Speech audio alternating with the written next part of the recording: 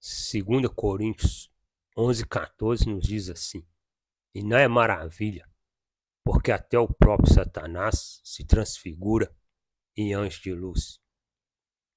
Há tanto se vê falar dentro dos templos, dentro das religiões, que este Satanás é o adversário de Deus, é o que está preso, acorrentado para o dia do grande juízo, o dia do juízo final. Só que primeiro, para entender esta passagem, você precisa de entender o significado dessa palavra Satanás. E o significado dessa palavra Satanás significa o que? Acusador, significa adversário, pode ser um inimigo, pode ser uma pessoa que se opõe contra a outra. Então esse Satanás que Paulo está se referindo não é nenhum Satanás espiritual, não é nenhum anjo que caiu do céu, não é nenhum adversário de Deus, porque se o seu Deus existisse mesmo como você fala, ele não teria adversário, ele não teria condição de ter adversário. Só aí já está uma mentira, um engano.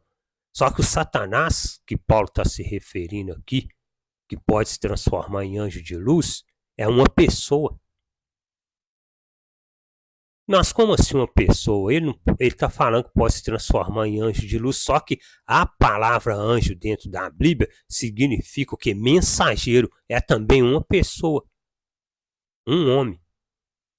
Você pode ver que lá em Apocalipse sempre falava, viu, ao anjo da igreja tal, era um homem, era um ministro ali daquela congregação, um anjo ali daquela congregação, como se fosse os seus líderes religiosos aí, os seus pastores. Aí aqui Paulo está falando, e não é maravilha, porque o próprio Satanás se transfigura em anjo de luz. Então é o que? É um acusador, um adversário, um homem se passando por anjo de luz. Aí ele ainda vai mais além, porque ele diz assim no versículo que e não é muito, pois, que os seus ministros se transfigurem em ministros da justiça. Tá vendo aí? São o quê? São líderes espirituais que se dizem espirituais, são pastores e obreiros que se passam por ministro. E esses Satanás pode se transformar em anjo de luz, se passando o quê? Se passando por ministro, mas são o quê? São Satanás.